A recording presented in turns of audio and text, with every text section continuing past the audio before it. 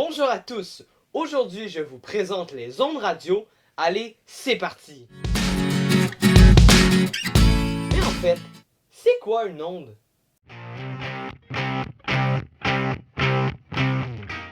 Une onde électromagnétique est un ensemble de particules appelées photons qui circulent pour former des ondes, sous forme d'énergie électromagnétique concentrée en un rayonnement qui se propage. Par exemple, les ondes électromagnétiques peuvent perturber la diffusion radiophonique. En 1886, Heinrich Rudolf Hertz découvre et utilise pour la première fois les ondes radio.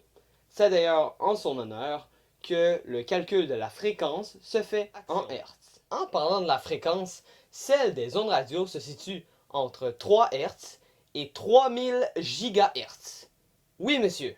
Pour ce qui est de la longueur d'onde maintenant, elle se situe entre 100 micromètres et 100 000 km. Maintenant, il est temps de parler de l'amplitude. En fait, les ondes radio se divisent en plusieurs catégories.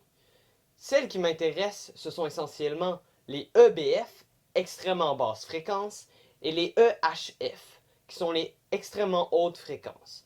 Le fait qu'elles soient aussi éloignées au niveau de l'amplitude, comme on a pu voir avec les données auparavant, fait que le calcul de l'amplitude est extrêmement complexe.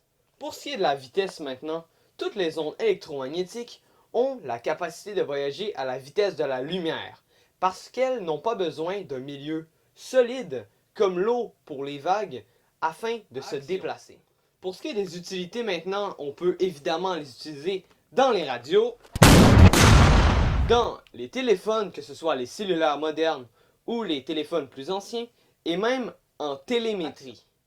Pour ce qui est des dangers maintenant, certains chercheurs ont découvert que les ondes radio peuvent causer sur des longues durées des problèmes de fertilité chez les hommes.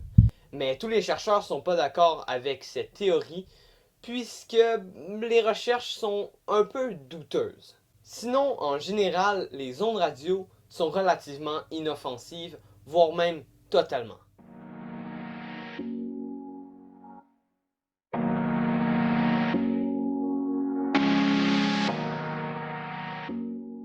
Pour ce qui est des utilisations futures, la 5G est un sujet très intéressant parce qu'elle est une avancée technologique importante dans la communication. De plus, elle est étroitement liée avec nous, grands utilisateurs d'Internet et de ses variantes. La 5G a une fréquence de 3,6 à 3,7 GHz, ce qui est nettement supérieur à la 4G qui ne dépasse même pas les 1,8 GHz. Cette augmentation de fréquence va permettre de transmettre plus d'informations en la compactant dans une onde plus courte. Merci d'avoir écouté cette courte vidéo et surtout n'oubliez pas, la science n'attend pas.